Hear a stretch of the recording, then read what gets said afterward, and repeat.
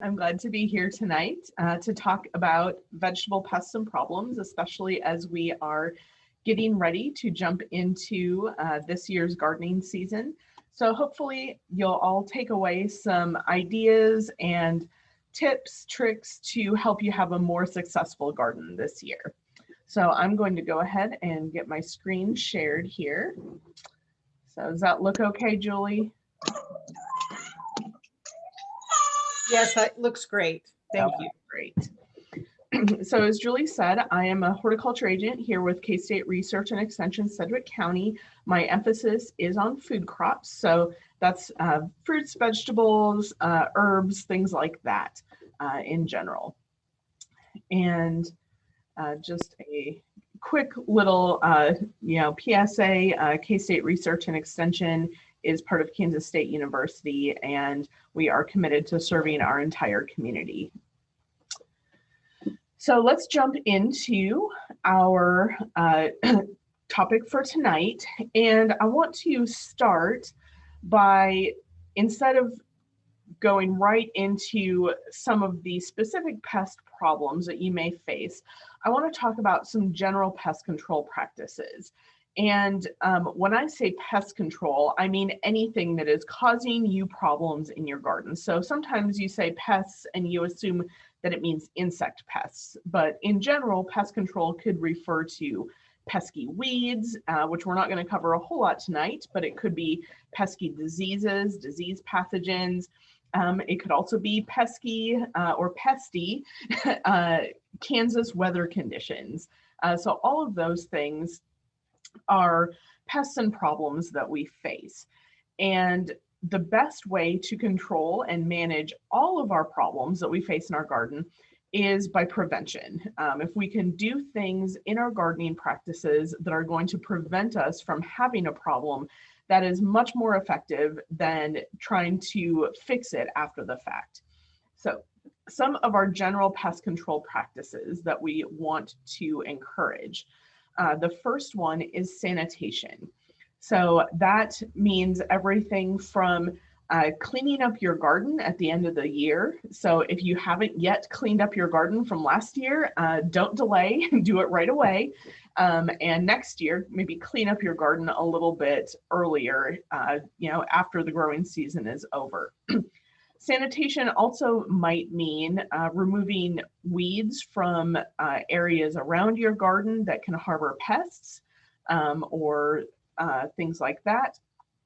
Another piece of sanitation is that sometimes when we have a plant that is infested with insects and our natural reaction is to want to save it, right? But sometimes if a plant is really infested with insects, or if it has a virus or a disease that there's no treatment for, the best practice is to remove that plant and remove it completely. We don't put it in the compost. We don't, pull it out and leave it lay in the garden. We want to get it out of the garden. So our first pest control practice is sanitation, keeping our garden area clean and free of sources of insect or pest contamination.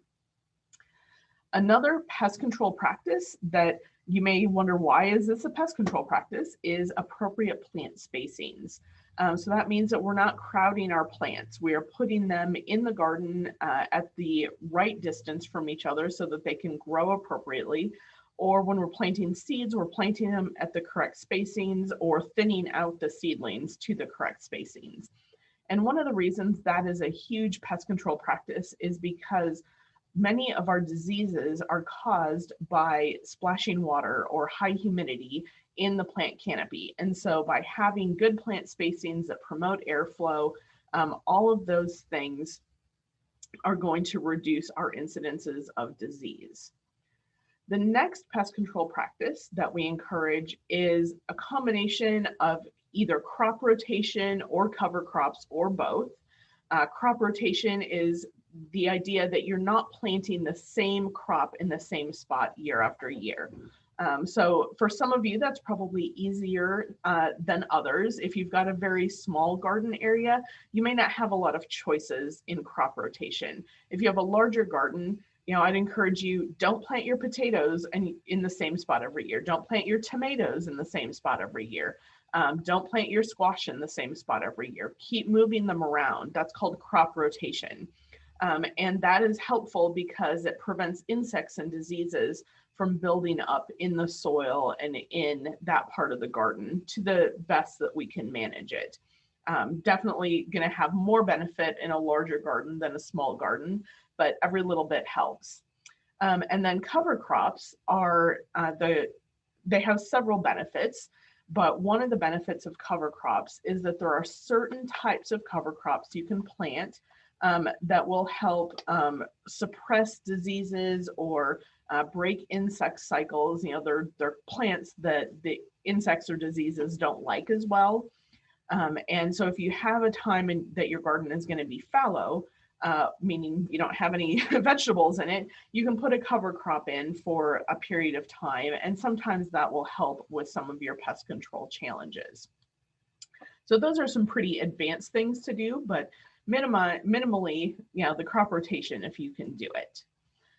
Some other pest control practices that are really just good gardening practices are mulching and watering, and making sure that we're using good practices for those. For a Kansas vegetable garden, unless you are planting small seeds, we planted some small lettuce and spinach seeds this week. Going to be putting in some radishes here shortly, carrots, beets, stuff like that. Unless you're planting some pretty small seeds, there's really not a great reason to have bare soil in Kansas.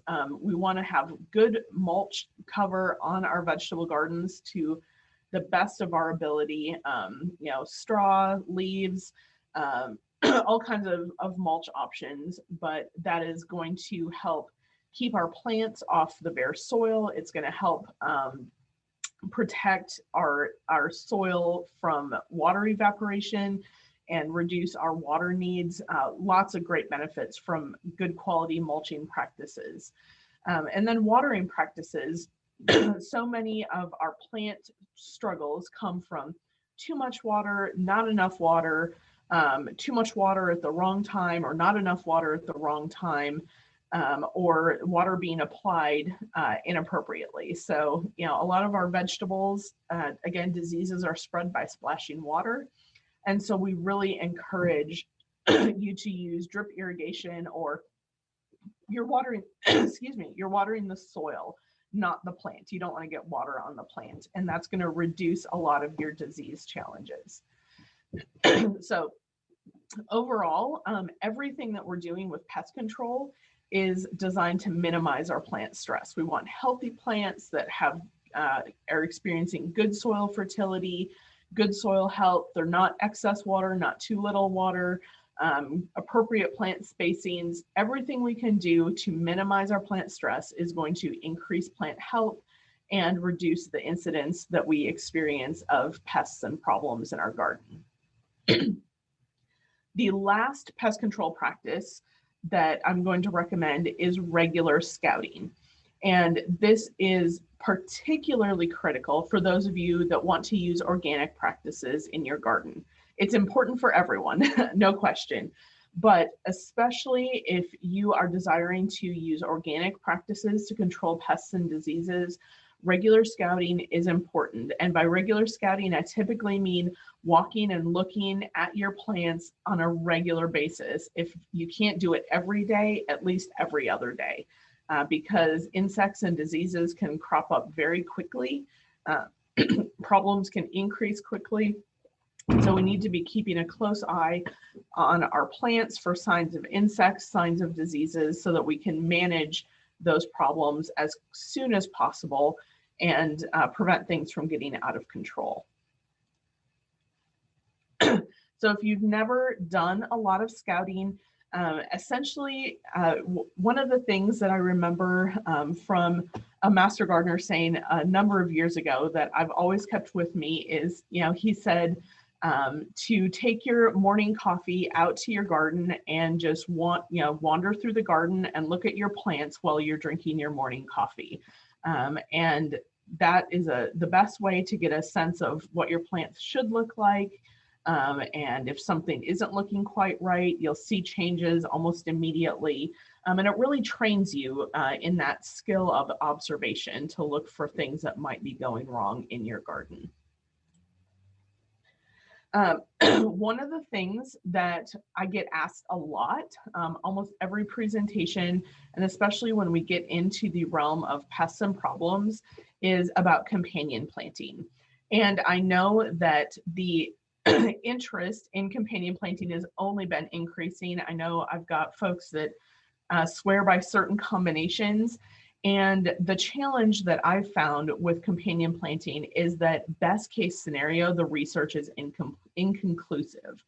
So that doesn't mean that you're not going to have good success if you plant, tomatoes and carrots next to each other, but it doesn't necessarily mean you are going to have good success. And the reason that the research is inconclusive is that there are so many variables to account for. For example, I found a couple of years ago a really fascinating research article that talked about the reduction in fruit feeding insects in pepper plants when they're interplanted with okra. It's like, really interesting research paper. But the research was done in Africa under very different growing conditions, very different insect pressures, and very different varieties than we would necessarily have in the US. So is that applicable to us? Maybe, maybe not. It's kind of hard to say. And it was only looking at insects that feed on the pepper fruits. It wasn't looking at impacts in disease incidence or other insects that might be impacting the plants.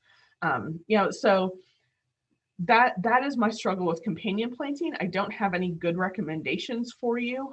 What I generally recommend is in any garden, we want to encourage the maximum amount of plant diversity that we can, including making sure that we're including plants like herbs and flowers and native plants that are going to be great habitat for our beneficial insects.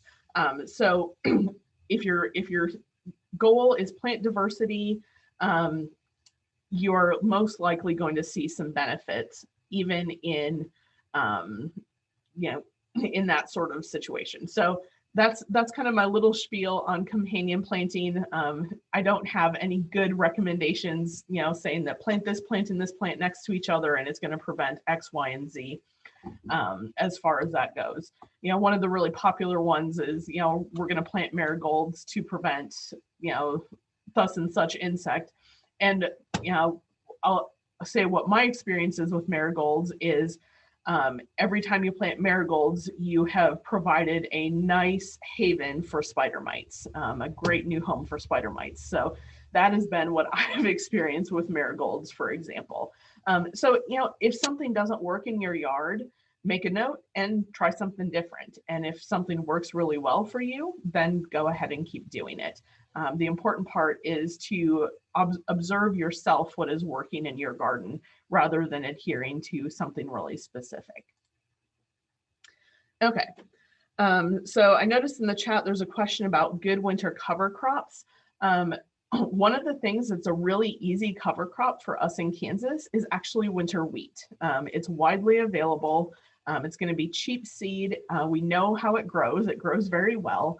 And if you're going to be overwintering in Kansas, you can plant the wheat in the fall, let it grow, and then this time of year, before it starts to tiller or grow too much more, you can easily mow it off or turn it under and move on to your next crop. So that's one example of a really simple cover crop for us. There are others that will work as well.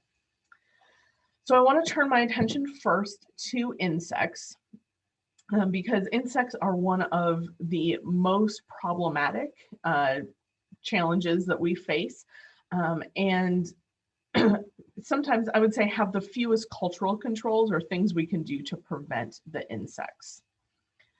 So this first picture, if you've grown tomatoes in Kansas, you have probably seen this problem before.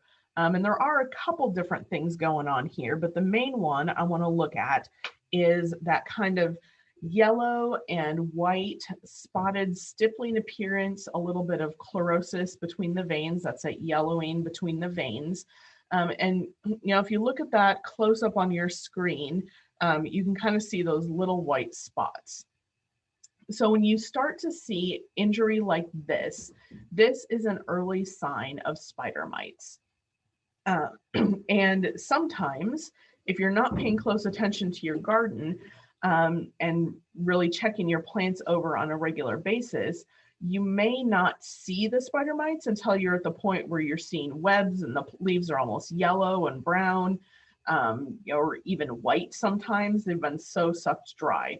But this is actually what you want to be looking for first. Is this yellowing with a little bit of speckles on the leaves? Because that is an early infestation with a lower population that is going to be a lot easier for you to control.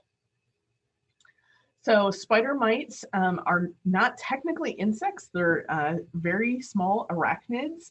And they love the hot weather in Kansas.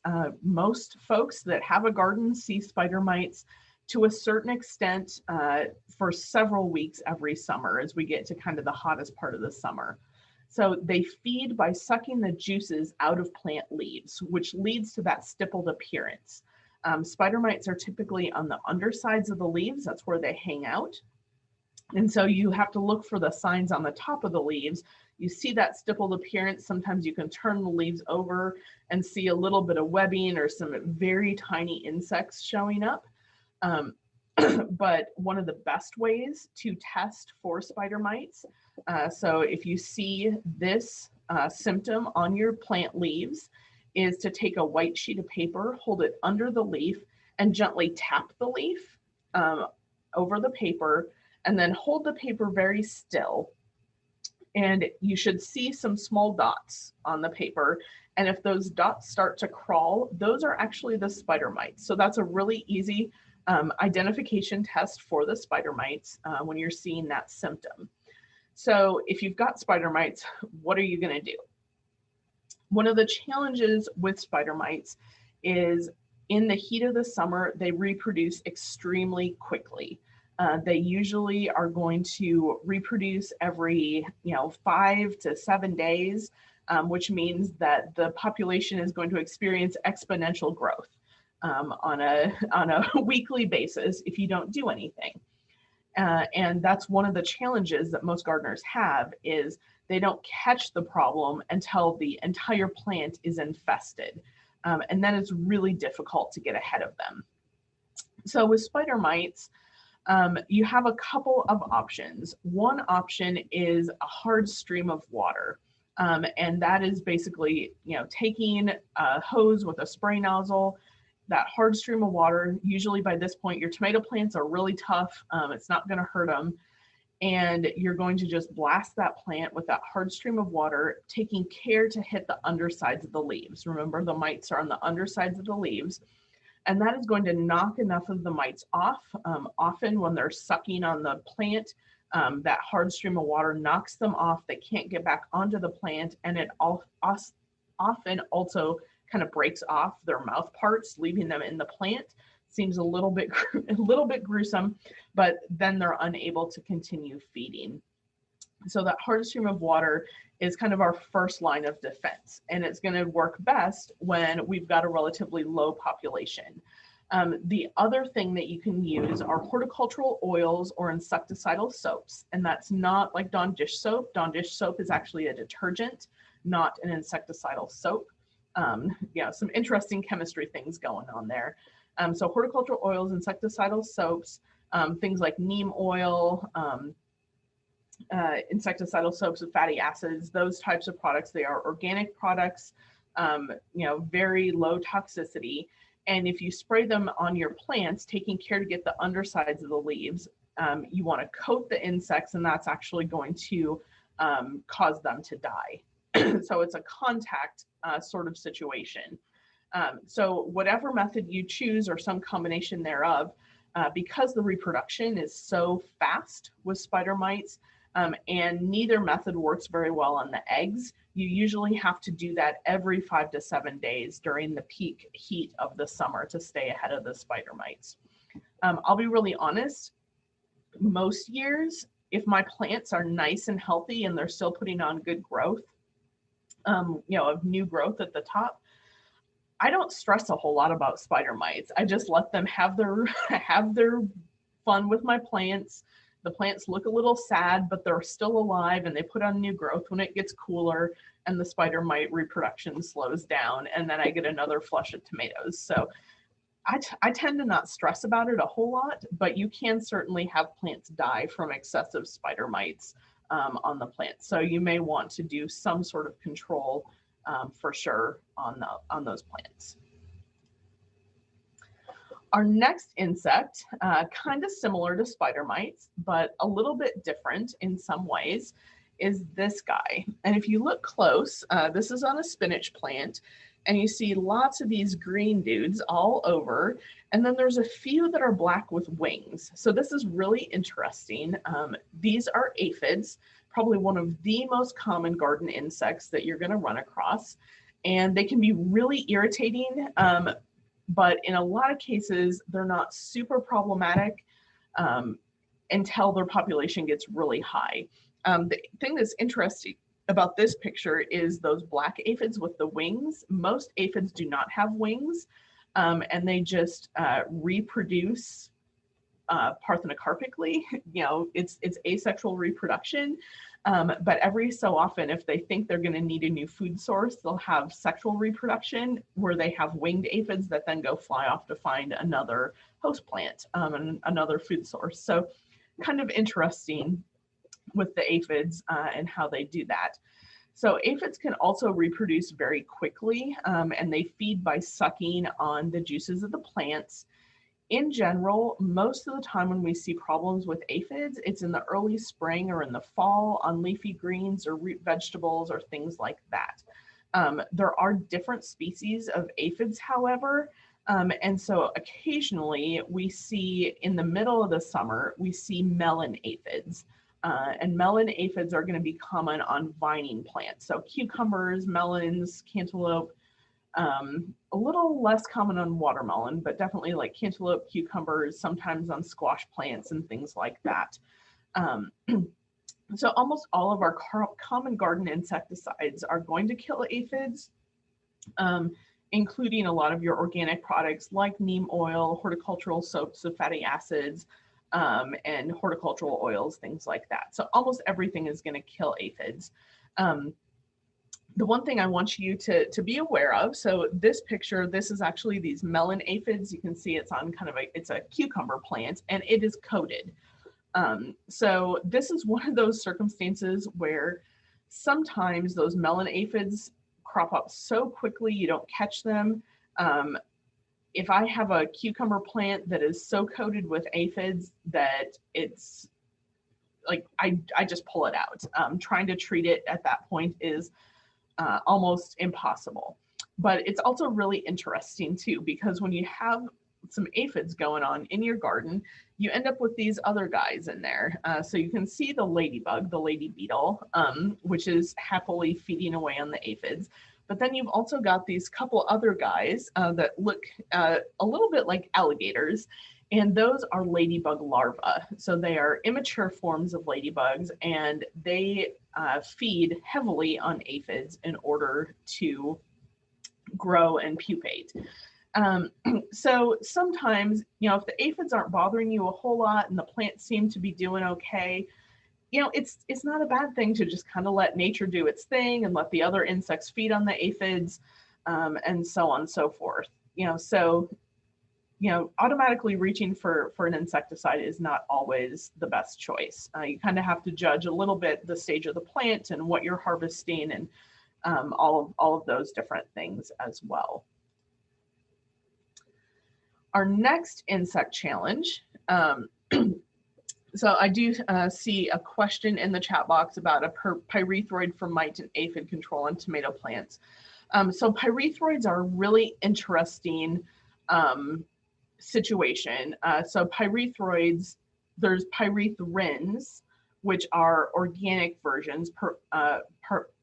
Pyrethrin is the organic version. Pyrethroids would be things like permethrin, cyfluthrin, bifenthrin.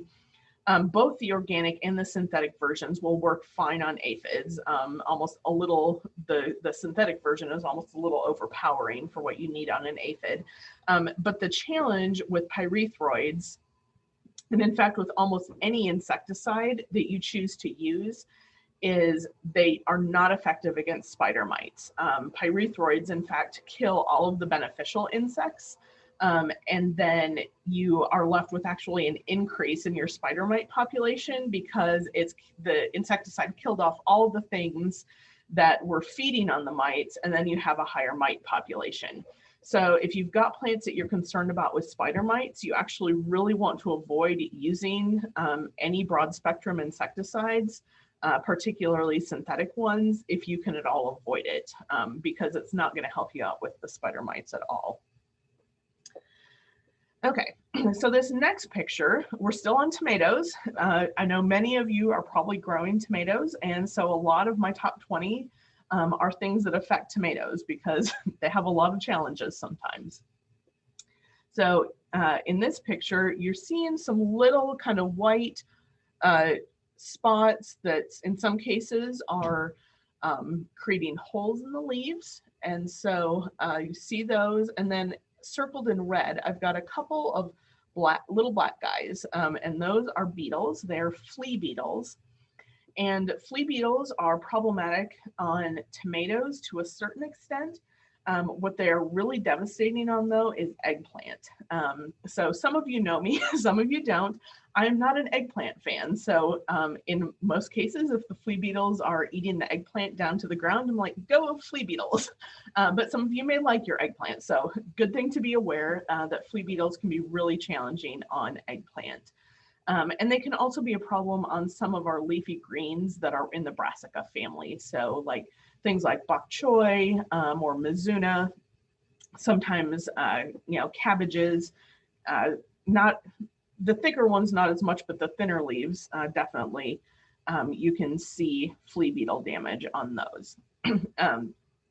So these guys are tiny black beetles.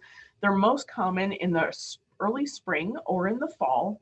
And they leave these little holes in the leaves. And one of the things with tomatoes is a lot of times you don't really notice those holes in the leaves until later in the season when you start to see other diseases or spider mites cropping up and you're like, where are all these holes coming from? And they've been there for weeks and weeks. So with tomatoes, I typically do not stress about it at all. The tomatoes grow so much faster than the flea beetles can chew that little bit of damage, not such a big deal. Now, if the flea beetles are a higher population on a leafy green or definitely on eggplant, I'm keeping a close eye on it. I try to hit a low population of flea beetles with some neem oil for an organic control or a pyrethrin. And if I get to the point where, particularly on those eggplant, that I have a high population that I haven't been able to control, that's when I'm going to reach for that permethrin, which is your synthetic product. But to me, that's kind of the last resort. And usually one treatment is going to be sufficient to knock that population down, because once the weather warms up, the plant grows faster and the flea beetles kind of fade away. Okay. So we're gonna move on from tomato insects here onto my next friend, our cucumber beetle. So there are two types of cucumber beetles that we can see. They're striped and spotted types.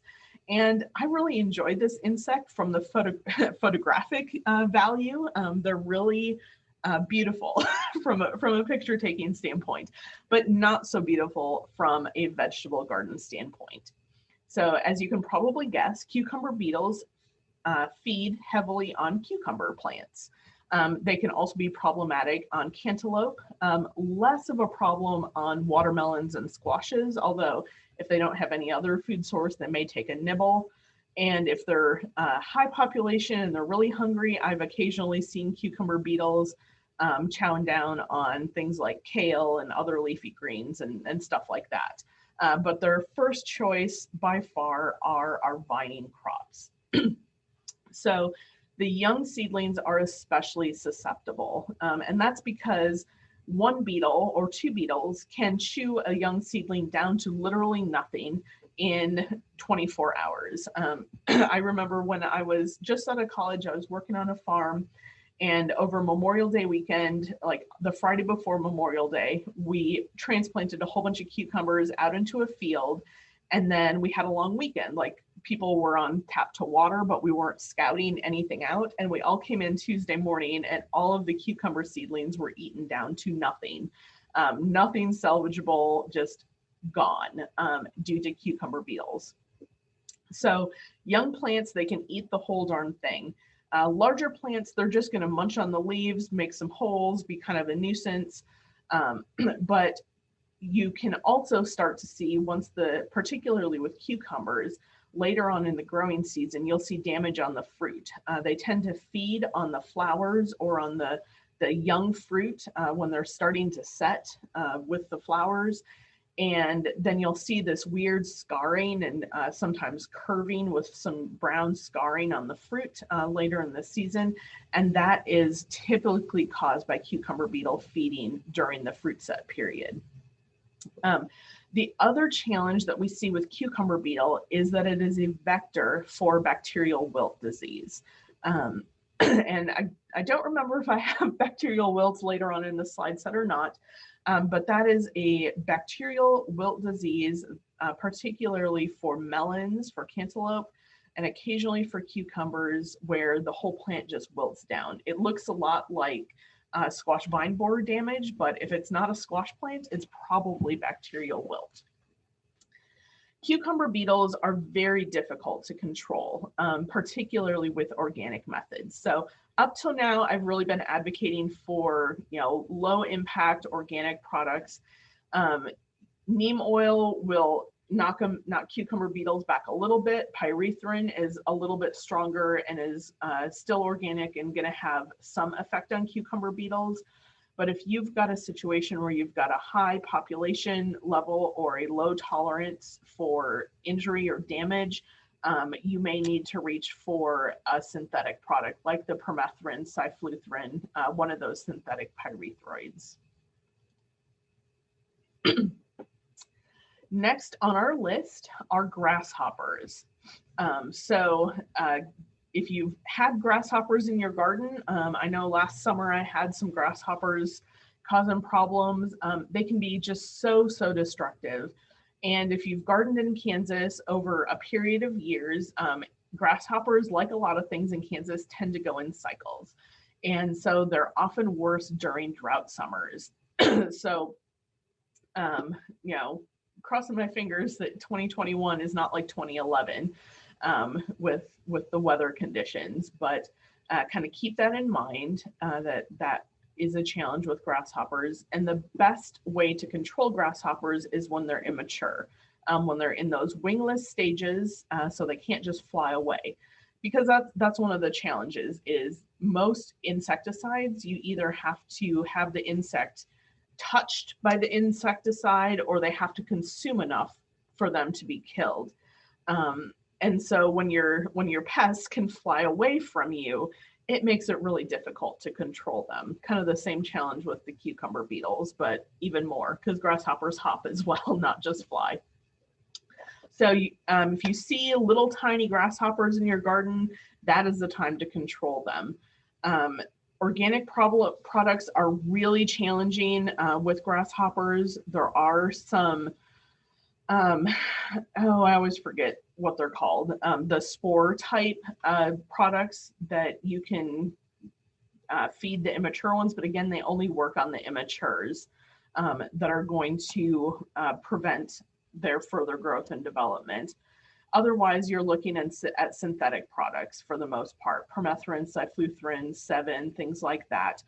And, usually retreatment is necessary, that they need to come in contact with the pesticide. And typically the recommendation is to apply early in the morning before sunrise when the grasshoppers are not moving around, they're not as active. So really a challenge to deal with the grasshoppers. Kind of along the same lines are blister beetles. Again, if you've gardened in Kansas, especially out in more rural parts of Kansas, not in the city proper as much, You've probably run across blister beetles once or twice. There are both striped and black or solid color forms as well. And they're pretty distinctive. They have this really oblong shape to them and very clear 3 segments. The head segment kind of has that D shape a little bit. And these guys, again, they kind of usually are in a swarm. They're extremely destructive, chewing insects, going to chew pretty much anything in their path, non-discriminating in that regard. One of the interesting side facts about blister beetles is they actually eat grasshopper eggs. So if you have blister beetles in your garden during a drought period, you might just want to let them do their thing because they're probably going to feed on some of those grasshopper eggs that you want to get rid of. So there's always a check and balance with nature. If you're going to try to treat them, you're looking again at synthetic pyrethroids or 7, that's the carbaryl. But the reality with these guys is usually by the time you've got your spray mixed up, they have moved on to something else and left a whole lot of devastation behind them. Picking them manually off the plants is a little bit of a fraught exercise as well, because they come by the name blister beetles for a very, very good reason. So just be aware of that. So 2 insect pests that I don't have real good solutions for. We have not yet come up with a silver bullet on the grasshoppers or the blister beetles. Sometimes it's just a little bit of a question of putting up with them. Our next insect friend is another one of my favorites. Again, as you can probably guess from the photographic character of him. If you've never run across this guy, this is a caterpillar, and my picture doesn't really show the scale, but a full-size one of these can often be the size and diameter of your finger, of your pointer finger. So, 3 to 4 inches long, nice and round and juicy. So this is a tomato hornworm. So there's both green and brown versions of this guy. There's different colors a little bit. And they're actually larvae of different types of sphinx moths. So they're big old moths in their adult form. And the immature form, they are voracious leaf foliage feeders. You recognize them by the horn on their tail. And, often 1 or 2 of these guys is going to do a tremendous amount of damage in your garden. The other picture you see there, kind of the brownish, blackish green, almost looks like a blackberry there. That is the frass from the tomato hornworm. So frass is a polite way to talk about the caterpillar's poop when he feeds on the plant, and then his feces are what you see there. And so sometimes what you see first with these tomato hornworms is you see up in the top of the plant, you see sticks with no leaves on them, where the leaves have all been eaten. And then if you start looking down the plant, you'll start to see the frass on the leaves. And so that is the clue to you that the caterpillar itself is somewhere between the sticks where the leaves are gone and the frass. So that kind of narrows down where you're looking for that caterpillar. And so a lot of times it's really not worth it to spray an insecticide, because it's 1 or 2 caterpillars usually causing all the damage. So if you can kind of do a little bit of a scavenger hunt, enlist your kids or grandkids or a neighbor kid to do a little bit of a scavenger hunt with you, find that caterpillar and just smush it, and you are well on your way in that instance. So I do see a question in the chat about the grasshopper traps. I'm pretty sure, Karen, that is what I was referring to with like the spore type product.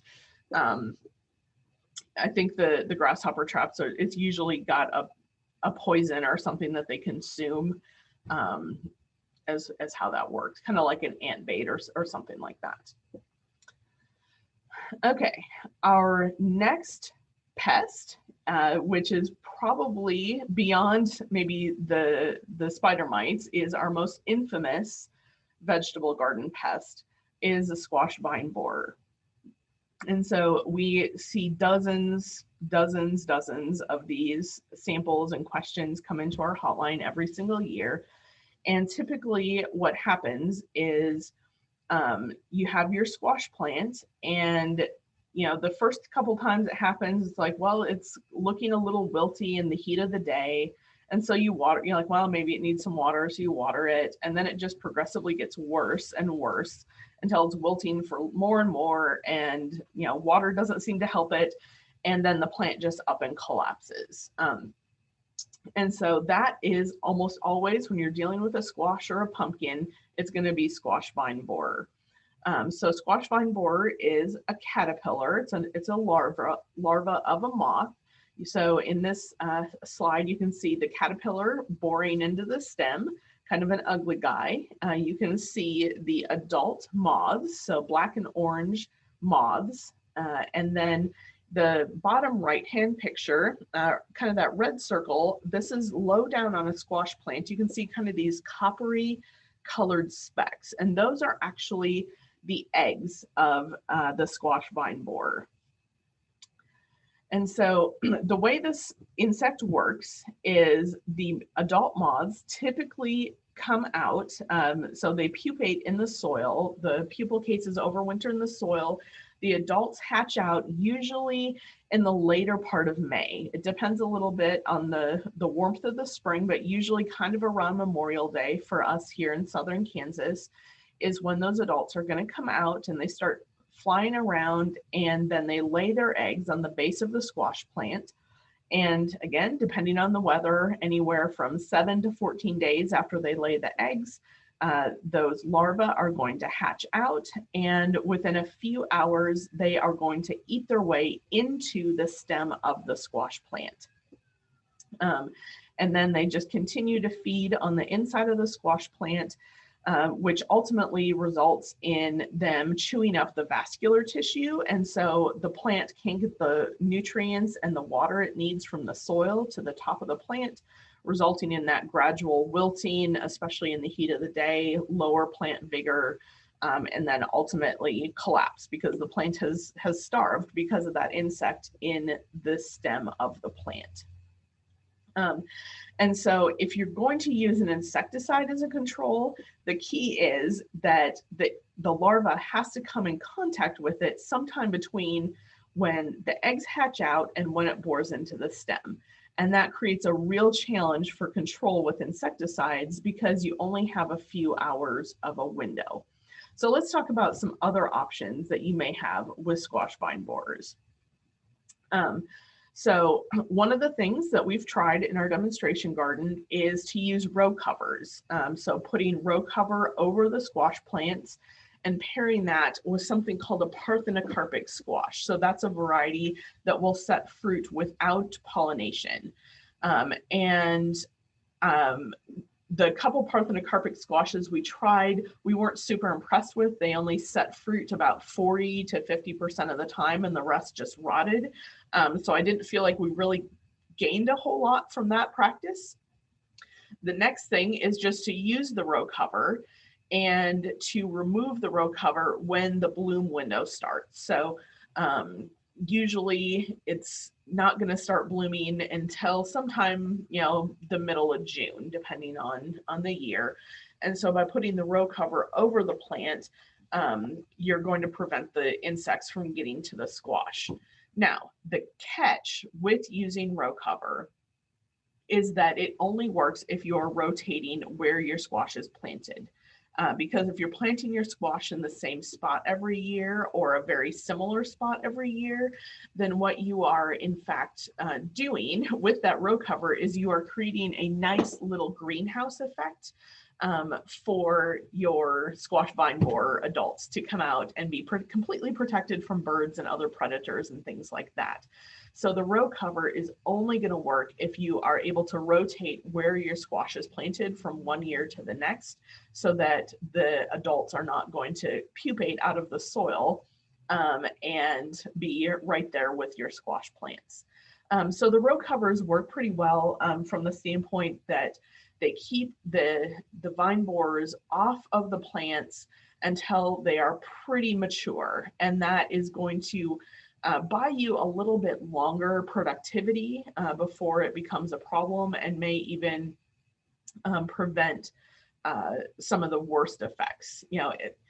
Unless you are just a complete squash lover, which some folks are, most of the time you get to a point in the summer where you're kind of done with squash. And for me, that is about the point where the squash vine borers take the plant down. And so I'm really good with that.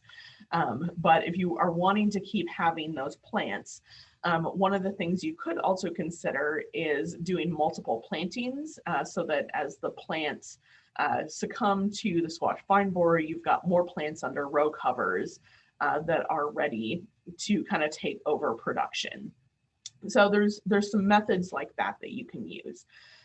Some folks have also had good success with what's kind of a mechanical preventative of putting collars around the stems of the plant. So cardboard tubes around the stem of the plant, tin foil wrapped around the stem of the plant, things wrapped around the lower stem of the squash plant that are going to prevent the vine borers from laying eggs at that point.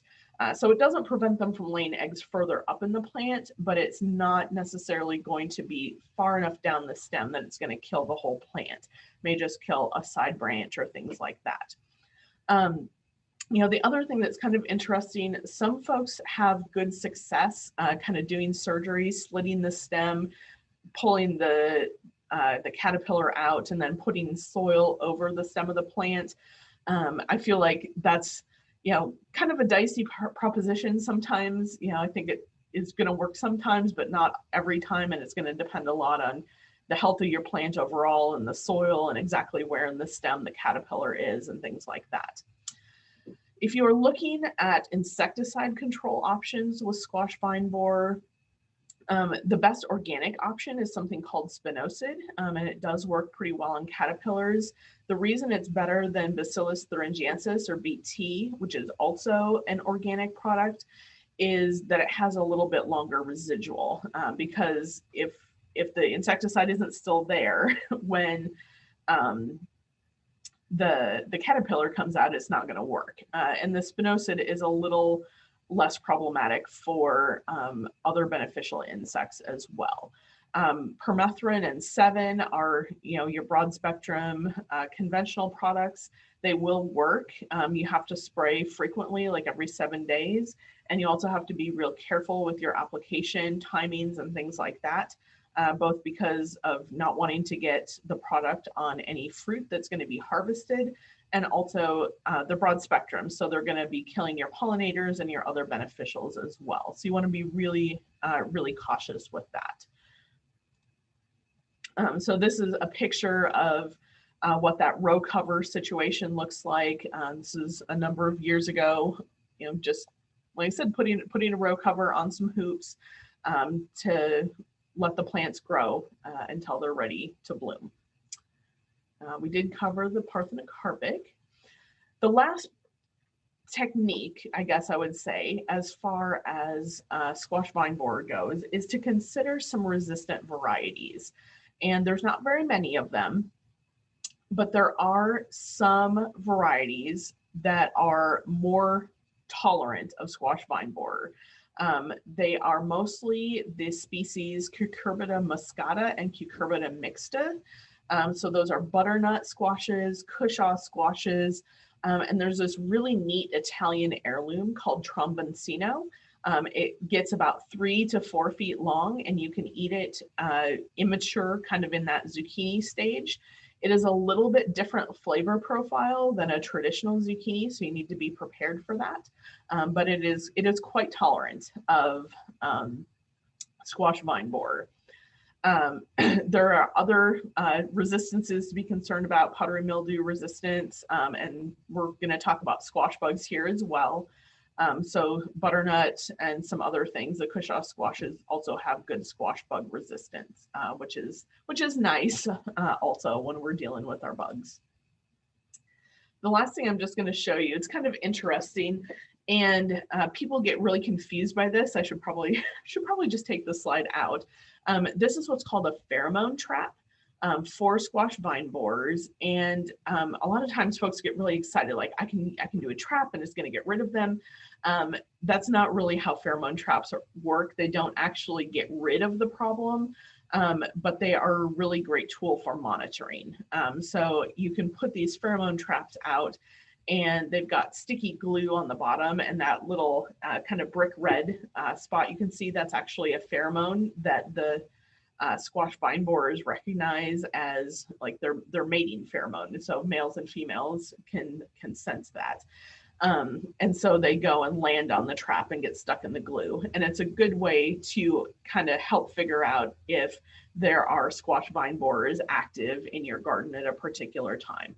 It's not going to prevent the problem because you can't guarantee they're going to get trapped before they lay eggs, but it's a good monitoring tool to help with that scouting process. So question in the chat box as far as what to use for row covers. Let me go back to that picture here quick. In general, when you're doing row covers for insect prevention, you want to use something pretty lightweight because we're usually doing row covers in the early spring or late spring, early summer months. So you don't want something that's really going to create a greenhouse effect more than it has to. So a lightweight, this product is like a spun bonded polypropylene. Find it, in catalogs or in garden centers as like general row cover. They also make some even lighter weight row cover that is marketed as insect barrier fabric. So it's even thinner and has really tiny holes.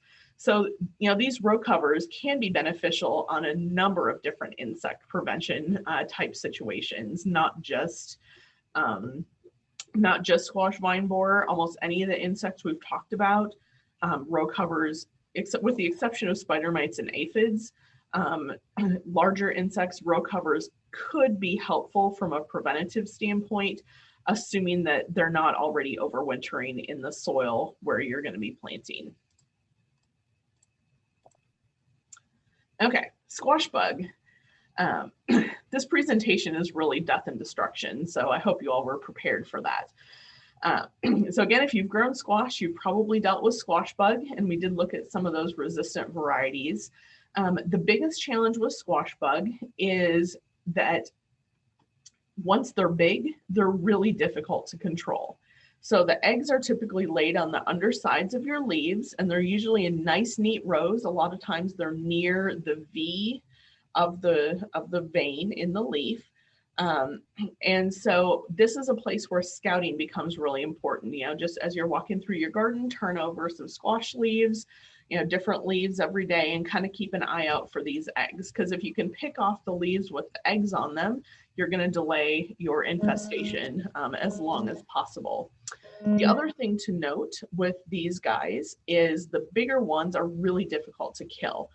The little tiny guys, if you catch your insects when there's mostly little tiny ones, it is much, much easier to get rid of them. Once they're big and crunchy, about the only thing that's going to kill them is a rock.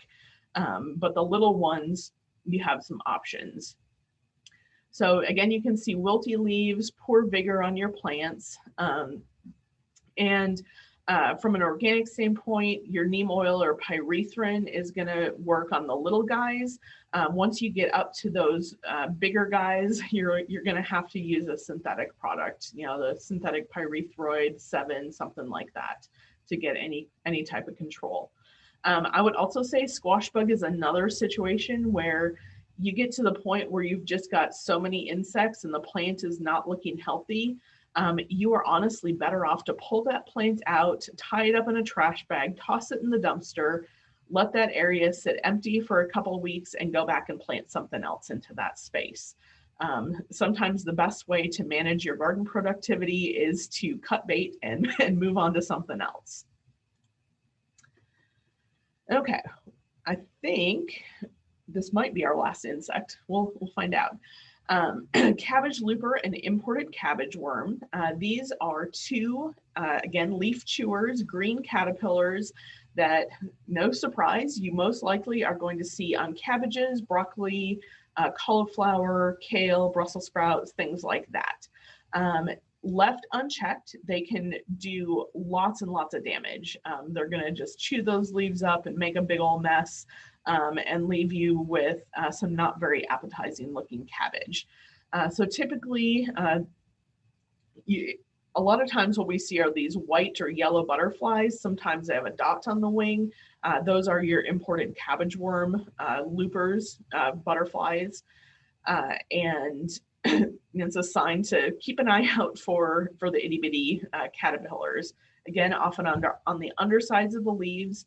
And the first time you start seeing some holes showing up in your brassica plants and your cabbages and broccolis, that is probably the time to treat, because it can become a big problem really quickly. The good news with these guys is we have some great organic options. So Bacillus thuringiensis in the form of either a dust, often dipel dust, or a spray, which is thuricide, work very well on these caterpillars. The catch is just getting it on there. And sometimes with those waxy leaves, multiple applications. Almost anything is going to work on these caterpillars. Your synthetic products will work as well. Spinosad is another organic product that does work on caterpillars, so that would be something also to try. If possible, we would rather use a product that's specific to caterpillars than a broad spectrum, because it's not going to damage other insects as much. And again, the row covers. This is a situation where you've got the moths or the butterflies flying in to lay their eggs. So if you can put some row covers over those plants, that is going to reduce your insect damage pretty handily. Okay, so we are going to switch gears into diseases here. Per usual, I have used up a lot of my time on the first 10, so we'll see if we can cover 10 more pests and problems in the next 30 minutes. And see in the chat box, we have a question about recommendations for dealing with raccoons. I will have to think about that. I don't have any good recommendations for dealing with raccoons off the top of my head. So we'll circle back around to that later on here. Okay, so switching gears from death and destruction caused by insects to death and destruction caused by diseases. So I'm gonna jump back in with some tomato challenges and problems. And every year, again, very common for us in Kansas, we typically see one or both of these common tomato leaf diseases. And there's two different leaf diseases. One is called septoria leaf spot, and the other is called early blight. So this picture here, this is more typical of what we call septoria leaf spot. You see these tiny little black specks. Those, they're smaller lesions. A lot of times that is going to be more similar to your septoria leaf spot. A lot of times, well, almost always, it's going to show up on your lower leaves. And then what you see is the leaves turning yellow and then brown and kind of dying from the bottom up on the plant. This disease is favored by warm, wet weather, which we often have quite a bit of. And it doesn't have to be rainy necessarily, as long as it's humid. And then you can exacerbate it by overhead watering or sprinklers or watering so that water gets on those leaves. Because typically what happens is the water splashes up onto the leaves from the soil. And that is where your first infection comes from.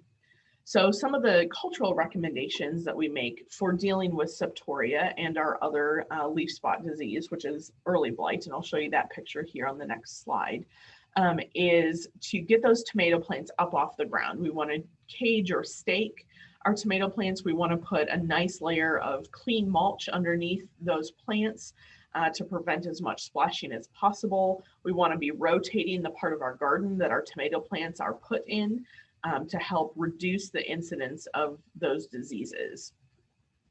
You can also there's some fungicide options. Chlorothalonil is a synthetic product. copper-based sprays are more organic products. There's also some biologicals like Serenade and Actinovate that are somewhat effective, I would say, as preventative fungicides. They're not super effective, but sometimes they're better than not using anything. The key with using fungicides on these tomato leaf spots is the fungicides are preventative. They're not going to cure a disease that's already there. And so sometimes, the challenge we see is, say, okay, here's the fungicide that we're recommending, and you'll use it, and you're like, but it's still spreading, it's still going up, so it's not working. So the reality is that disease has already spread and infected those other leaves before the fungicide was applied. And so even if you don't see the symptoms yet, if the infection has occurred, the preventative fungicide is not going to prevent that symptom from showing up. So it's going to prevent it from spreading further up the plant, but it is not actually going to cure existing infections. So again, with these tomato leaf spots, sometimes depending on the year and how bad the situation is, I just kind of let them do their thing. We tend to pick off the infected leaves from the lower part of the plant, and don't worry so much about treating necessarily. So this is our other leaf spot. This one is early blight, and a little bit different look on it.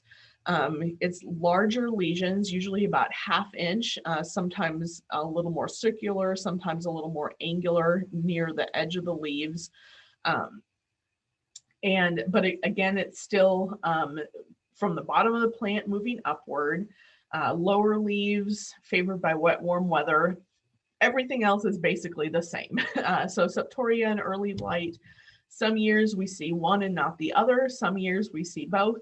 Some years we don't see much of either of them. Usually those are years when it is really hot and dry and not very much moisture. So in a drought year, you may see lots and lots of grasshoppers and not very much tomato leaf spots. So, kind of have some trade-offs there with our Kansas gardening conditions. So very common. I feel like these tomato leaf spots are so common, and a lot of times, especially newer gardeners, feel like they're doing something wrong, and they're not good gardeners, and gardening is not for them because they deal with these diseases. And the reality is all of us deal with these diseases. If you ever question that, come out to our demonstration garden. You can see a past picture behind me. It's not what it looks like right this minute, for sure. And you'll see that we have these same problems and diseases and insects that we're fighting out here as well. Our next challenge, I lumped into, it's usually classified as a disease because of how it presents, and that is root knot nematodes. And so root knot nematodes are a really tricky thing to identify. They're going to be more common for those of you with sandier soils. Those of you with clay soils aren't going to see them quite as much.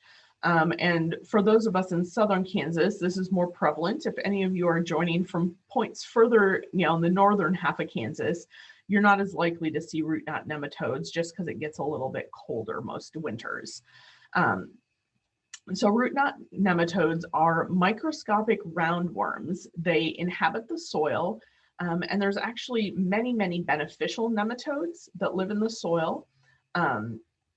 This particular one is considered a pathogenic nematode, and that is because it goes into the roots, and you can see the healthy root on the right side and the infested root on the left side. So it's created all of these knobs or knots in the roots, and it reduces the root hairs, and it kind of the same thing with a squash vine borer. It kind of prevents the plant from taking up the water and nutrients it needs.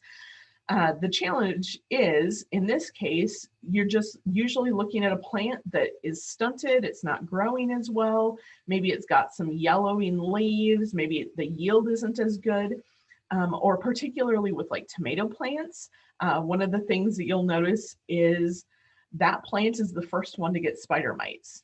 I remember several years ago, we had a bed of 8 different cherry tomatoes, and one plant in particular it didn't grow quite as well. It didn't yield as well. And it was the absolute first one to get spider mites. It had spider mites on it, maybe a couple of weeks before all of the other plants showed any signs of spider mites. And it's like, what in the world is going on? Could not figure out what was going on until the end of the season. We dug up the plants, and the roots on that particular tomato plant were just covered with these knots of the root knot nematode. And so the moral of that story is, if you can't figure out what's going on, when you get ready to pull the plant out, be sure to take a close look at the roots, because it may be something going on below ground that you couldn't identify without pulling the plant out. So these nematodes, if you end up with nematodes in your garden, your best options are to choose varieties that have been bred to be resistant to nematodes. That is option one. The other option is to use crop rotation to rotate away from planting things in that area that are susceptible to nematodes, and kind of reduce that population over time. So typically things like garlic and onions, sweet corn, other grass type plants or monocots are not going to be susceptible to nematodes. And there's also some plants that you can plant that try to reduce the population. Some of our brassicas, mustards, and things like that. Certain types of marigolds. There's one called nemagon that you can plant for a whole season, and it usually reduces the population a little bit. So once you've got nematodes, the best thing to do is just to kind of manage the situation, because there's not really a great way to get rid of them. You're always just going to be dealing with a certain amount of that population in your soil. The next disease is anthracnose. And there's actually a couple of other leaf spot diseases as well that we can sometimes alternaria also that we can see on our vine crops, particularly cantaloupes and watermelons. These diseases are most likely going to be problems in wetter, more humid years than they are in drier years. And again, any sort of leaf spot disease is typically spread by splashing water. So if you get one spot of infection and then you're using overhead irrigation, that's going to splash water onto other leaves and increase your infection. So sometimes Mother Nature does a job for us with lots of heavy rain and things like that. Other years, we're kind of our own worst enemy with our irrigation practices.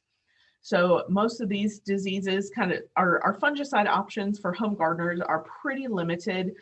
We have the chlorothalonil, and then we have copper-based and sulfur-based products, which are organic, but can be a little tricky to use when it's hot. You don't want to use them when it's extremely hot and risk scorching the leaves. And then you've got some biologicals like the Serenade and the actinovate, which are going to work better when the disease pressure is fairly low. When you've got a high level of disease, they can be a real challenge. So you start seeing some disease lesions on your vine crops. Likely it's anthracnose, alternaria, and a fungicide is going to be your best option. Another disease, again, most common on our vine crops, particularly our squashes and pumpkins, is powdery mildew. So this is often seen in the later part of summer, usually kind of into August. And interestingly, it tends, we think of mildew as being a wet disease, something that happens when things get left wet. But powdery mildew actually likes hot and dry conditions, which is why we tend to see it crop up, later July into August. So it's this white powdery looking fungus that shows up on the top of the leaves, and then the leaves yellow and die. It's like preventing photosynthesis almost is what's happening there. And one of the best options is to look at resistant varieties. There's lots of newer cultivars of squash and pumpkins that have resistance to powdery mildew, and that's a great option for a home gardener so that you don't have to deal with fungicides. If you do start to see this show up, your fungicide options, again, chlorothalonil or a sulfur-based product. The sulfurs are going to be more effective against powdery mildew than coppers in this case. But the challenge with powdery mildew is a lot of times it's so hot when the disease shows up, you go from one spot on the leaf one day to the whole leaf being covered in 24 to 36 hours. So you can't just kind of sit around and dither and hope it goes away if you start seeing powdery mildew. That's why I really like recommending the resistant varieties. Okay, so I mentioned the bacterial wilt earlier when we were talking about cucumber beetles. Again, kind of that sudden wilt and collapse on cucumbers and melons. We talked about that it's spread by cucumber beetles. And so if you have a situation where you diagnose bacterial wilt in your garden one year, you want to do a good job of controlling your cucumber beetles the next year, because the disease is overwintered in the gut of adult cucumber beetles. So the adult cucumber beetle feeds on an infected plant, overwinters in plant debris or in the soil, and then early the next spring, that adult beetle comes out, feeds on a young plant, and spreads that bacteria into that plant. So we want to control our cucumber beetle population. If you have a plant with the bacterial wilt, the only thing you can do is pull it out and get it out of your garden. This is that sanitation. Get it out of your garden as soon as possible to prevent that pathogen overwintering in your garden. Clean out the whole plant. If you're not quite sure, the test for this is the sap ooze test. So you take apart a stem that is still somewhat green, but looking a little bit wilty, and you cut it off and stick it back together and kind of let it sit there, kind of stuck together for a minute or two. And then you slowly pull it apart. And you see this picture here, it's kind of got this strings of sap between the two parts of the leaf or of the stems. That is the bacterial streaming. So that is the bacteria going end to end between in the sap between the two plants. And that only happens in a plant with bacterial wilt. So that is your test for that particular disease. Going further down the death and destruction hole, our last disease for tonight are viruses. And I'm lumping a whole bunch of different things in here. There are dozens of different types of viruses that infect plants. Some of them, like the tomato picture, like tomato spotted wilt virus, you get these really fun alien crop circle type patterns on your tomato fruit. Other times you have leaves that again have these kind of weird mottled and distorted colors and shapes. So a lot of mosaic viruses have that appearance. So if you're dealing with a plant that has distorted leaves, mottled leaves, distorted or discolored fruit, stunting or strange growth, sometimes it might be herbicide injury, and we'll look at that here in a couple slides, but it may also be a virus. So, definitely bring a plant sample in or a picture, send a picture to our hotline to see about getting a diagnosis. But when you have a plant with a virus, roguing out that plant is your only real option. You want to get that infected plant out as soon as possible, because the only cure is preventing it from spreading to other plants. And a lot of times your spider mites, your aphids, your cucumber beetles, other insects are going to be your vector. They're going to feed on that plant and then go feed on another plant, and they're going to spread that virus from one plant to another. So getting that plant out of your garden is your best option. A lot of times the initial infection may come from a plant that you purchased from a greenhouse or a garden center, or maybe you grow your own seedlings in a greenhouse, and that virus is overwintering in the gut of an insect that is moving from plant to plant and overwintering in that protected location. So couple questions in the chat. Can you eat the fruits of a plant with a virus? Generally, those viruses are not going to be harmful to human health in any way, but a lot of times like tomato plant, like the tomato spotted wilt virus, usually it doesn't impact the flavor of the fruit, but a lot of times like cucumbers and melons and stuff, if you kind of smell it or taste it, smells a little bit funny. It doesn't taste sweet. It doesn't taste good. And so generally I kind of try to avoid it. You know, it's not going to make you sick, but it may not be super tasty. And I see that one of our master gardeners did jump in and put our hotline phone number in the chat box. And that should be in the handouts that you got with this class as well. Last but not least, we have some non-insect and disease problems. So these are environmental and physiological challenges, and they could be exacerbated or caused by wind, hail, heat, watering practices, Kansas weather, some combination of all of those different things. So the first one that we're going to take a look at, again, sticking with the tomatoes, a lot of our common problems are tomato focused. And if you've grown tomatoes in Kansas, good chance that you have seen this particular problem at least once. And this is blossom end rot. So this is brown to black leathery spots that show up on the bottom of the fruit, or the blossom end of the fruit. So not the stem end, but the blossom end. In a very technical sense, what is happening is a calcium deficiency in the bottom of the fruit. And so a lot of times folks want to solve this by spraying with calcium or putting eggshells in the hole, or you know, using calcium in some way to fix the problem. And that is not actually an effective thing to do, because most, like, Kansas soil, Kansas is on a giant bed of limestone, which is calcium. We have so much calcium in most of our soils that it's not even funny. And so it's not a soil calcium deficiency. What is typically happening is calcium is not very water soluble, and it is very difficult for the plant to move the calcium from the soil up to the top of the plant and then to the fruit. And so when we don't have good watering practices with our tomato plants, or sometimes even peppers or squash plants, the calcium doesn't get to where it needs to be in the plant.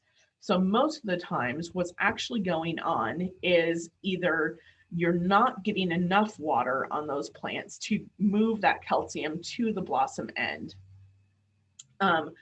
or you are fluctuating too widely. So you're going from really wet to really dry to really wet to really dry. And so the best thing that we can do, we want to water deeply, you know, really get the water nice and moist. We don't want to get it soaking wet so that there's no oxygen in the soil. And we don't want to let it get too dried out. We want to, you know, kind of have a nice, evenly moist soil as much as possible, which is easier said than done when it's really hot and windy in the middle of the summer in Kansas. The other thing to note with blossom end rot is some varieties, especially like Roma tomatoes, are extremely susceptible to blossom end rot. And often the first flush of fruit is really bad, and then after that it kind of straightens itself out a little bit. Whether it's because, you know, I changed my watering practices or whatever, is often what happens there. So it's also a bigger problem. Like if you're growing in a container, it's a lot easier to let things get too dried out, and then water heavily and get too dried out and water heavily again. So keeping things evenly moist, not letting it get too dried out, as much as we can, not letting things get oversaturated as well, is an important control method there. Generally, I'm kind of cheating a little bit. Number 18, I've lumped into weather fluctuations, and have lumped several problems into this one. So, you know, if you're counting, we're probably up to what, 22, 23 problems at this point. And so some things caused by weather fluctuations include physiological leaf curl, cracking, and male and female flowers on cucurbits. So I'm going to look at a couple pictures here. The physiological leaf curl is on our tomato plants. And this is very common kind of In usually sometime late May to mid-June, whenever the weather changes from cool and moist to hot and dry, our tomato leaves tend to curl up like this. And it is just the plants adapting to the change in weather conditions. They're going to sort themselves out with no problem, no stress, no worry from us. So if you see that, don't worry. Just make sure your plants are appropriately watered, and things will be good in a week or so. So that's physiological leaf curl. Cracking is, I've kind of decided, is just the thing that happens in Kansas with tomatoes. Some years it's worse than others. Some varieties are worse than others as far as the cracking goes. So a lot of times what happens is the weather is really hot, the plants are growing fast, the fruit is growing fast, and then it either rains or you water and the tomato fruits crack because the cells expand with extra water and the skins crack. And it's just a little bit of a challenge to deal with. So there's different things you can do. One of the options you have, particularly if you're growing like heirlooms or thinner skinned varieties, is as soon as you start to see color show up on the bottom of the fruit, pick them and ripen them on the counter indoors. It took me several years of gardening in Kansas to adjust my mentality to doing that. It still irritates me that I can't leave the fruit on the plant as long as possible, but I decided that having a good tasting tomato that's not cracked and rotting is better than being self-righteous about leaving it on the plant to ripen. So harvesting earlier. Some varieties are much more crack resistant. I'll be upfront, I do not love Jetstar as a variety. I don't think the flavor is amazing. I know you're all probably gonna leave in a huff because I found lots of Kansas gardeners swear by Jetstar. I don't love it, but one of the reasons that it has survived as a top variety in Kansas for decades and decades is that it is probably the most crack resistant tomato you're gonna find for Kansas. If it cracked, no one would keep growing it. They'd move on to something else. So, if you've got a variety that's cracking, try another variety. And then also consider altering your watering practices so that, again, minimizing the fluctuation between wet and dry, harvesting earlier are all things you can do. And also know some years are just atrocious. I've had years where the fruit are so cracked, they're literally rotting before they've started to ripen. And it just has to do with the weather patterns. And it's just hard. So don't feel bad if your tomatoes suffer in Kansas. It's not you, it's the weather. The last part of weather fluctuation is on our cucurbits. So particularly cucumbers, squashes, melons, things like that. These plants all have both male and female flowers. So the female flowers have, you can see the circle, they have the small fruit behind the flower part. Male flowers just have a straight stem.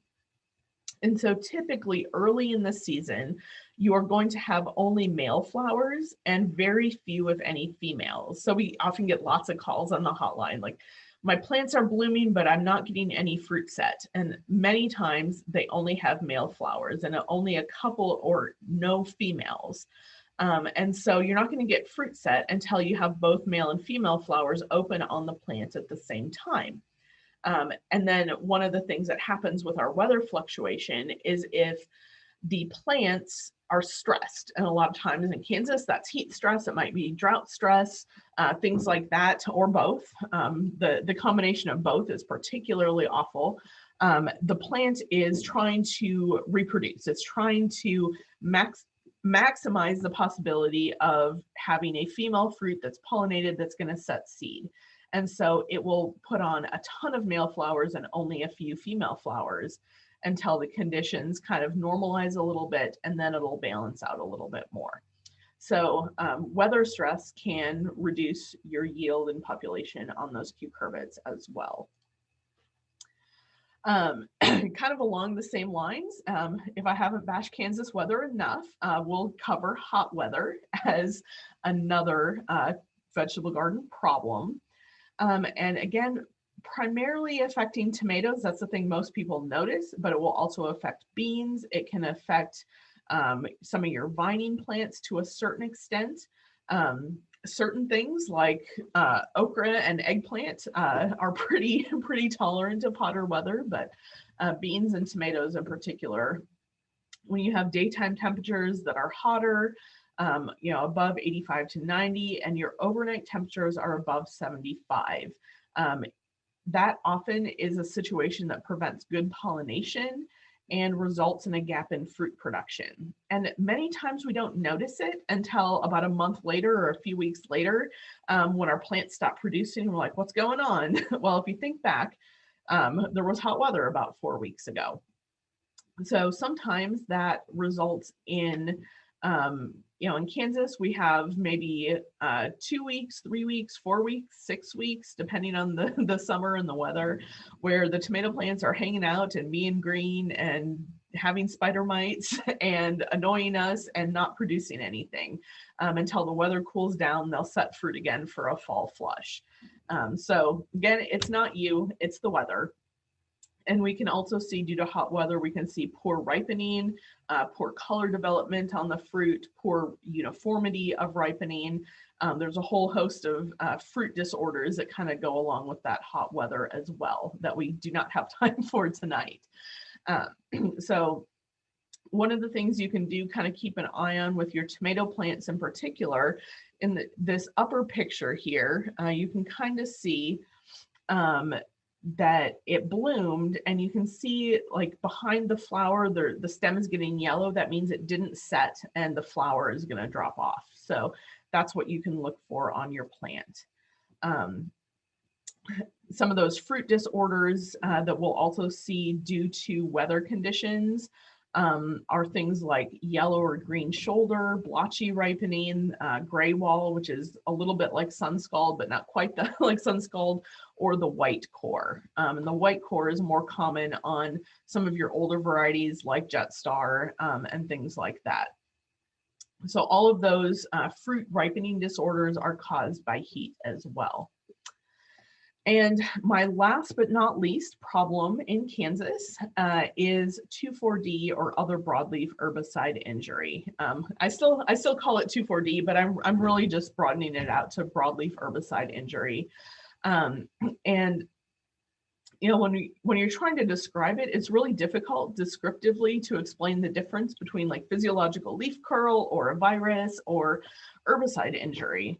And so in this case, what we often see is the leaves are cupped and webbed and just really, really distorted. They're in an uncharacteristic shape. So sometimes thickened or leathery, that fan type shape. And in a lot of cases, our garden plants, if they just get a whiff of a broadleaf herbicide in the air, they're going to overcome that moderate damage. But if you've got moderate to heavy damage, you're likely to see poor production.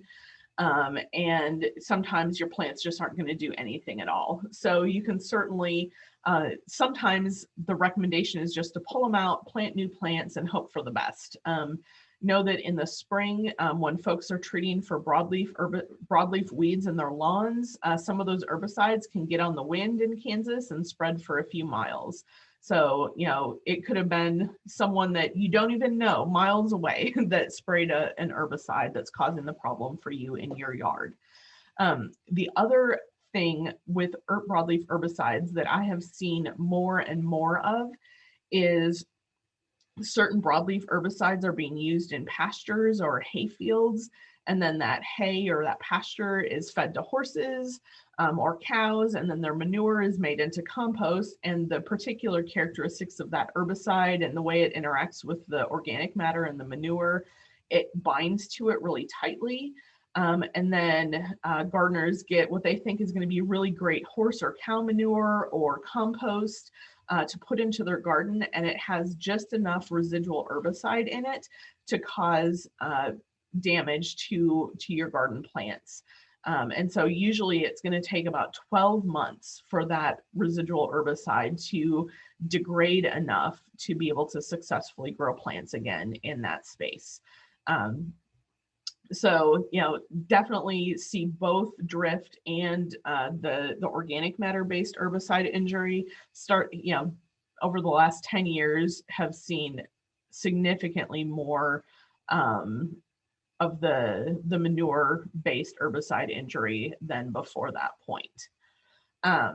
So it is 7:32. I am happy to stay and answer some questions from folks. I see if we've got a few in the chat.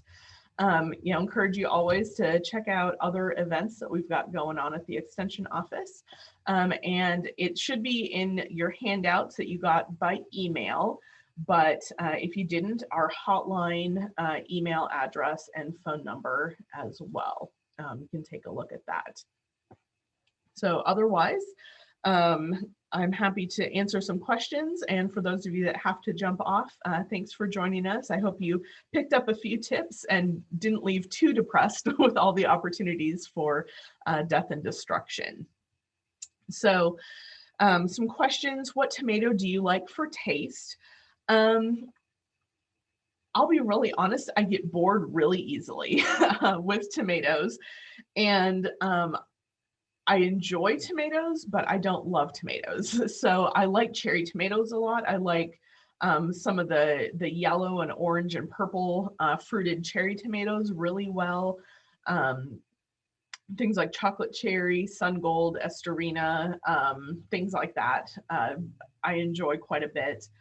I've grown tons of different cherry tomato varieties, and most of them are pretty good. But there are some duds out there for sure. Beyond that, some other tomatoes, and these are just my personal preferences. Some of you may have grown some of these and like, oh, those are awful. From a Roma tomato standpoint, I really enjoy the heirloom Martino's Roma because it's a little softer. It's not like cutting into styrofoam, and it has a really great fresh eating flavor, but also it's pretty easy to take the skin off and freeze or make into sauce or things like that. So I enjoy that variety on aroma side. And then from a slicing standpoint, for the past few years, I've really liked Chef's Choice Orange. I'm not a big red tomato fan. It just has to do with the flavor profile. I like the milder flavors a little bit better, milder and sweeter personally. So I enjoy the Chef's Choice Orange. It's highly productive, great crack resistance compared to a lot of varieties, great flavor. Really have liked that variety, and some of the other Chef's Choice varieties as well are ones that I've liked growing. So maybe give you some different options to consider there. So what causes tomato leaves to develop spikes? I'm not 100% sure what you're referring to in that standpoint. It may be, without seeing a picture, it'd be hard to gauge for sure. It could be an herbicide issue. It could be, sometimes tomato plants will grow adventitious roots along the stems if it's really humid. That's not on the leaves though, it would be on the stem, which is kind of fun. But you can also see those adventitious roots grow if like you use grass clippings that have been treated with an herbicide containing dicamba. You can start seeing some weird distortions on the stems as well. But again, that's more stems rather than leaves. So, what I would encourage you, Sarah, is if next time you see it happen, take some pictures and send that off to our hotline, and we'll help you figure out what's going on. So I think that's all the questions I'm seeing in the chat. Did I miss any along the way?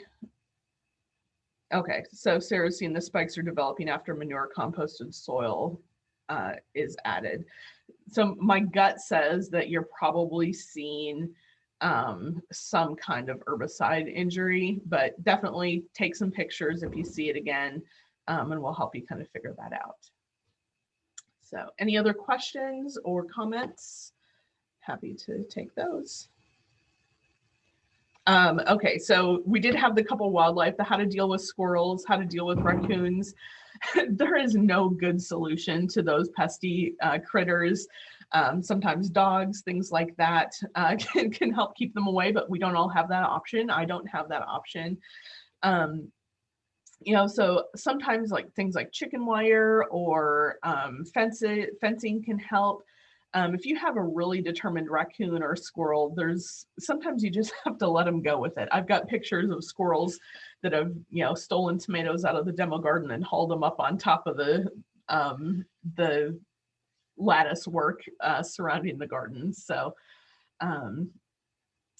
not really an easy solution in that situation. Yeah, and then there was a question about when using eggshells, does mixing with vinegar help? If you're going to use eggshells as a soil amendment, they don't break down as quickly and easily as you think they would. And so I would encourage you grinding them up as finely as you possibly can. I would imagine, I've never done it and I haven't looked it up, so I'd have to do that to know for sure. I would imagine that the vinegar may help dissolve those eggshells a little bit faster than other situations. I feel like I have a vague recollection of an elementary school science project there. So that is going to do some dissolving a little bit faster, but also grinding things a lot more finely is going to be helpful as well. Okay. So I think that's all the questions, Julie. I'll turn it back over to you.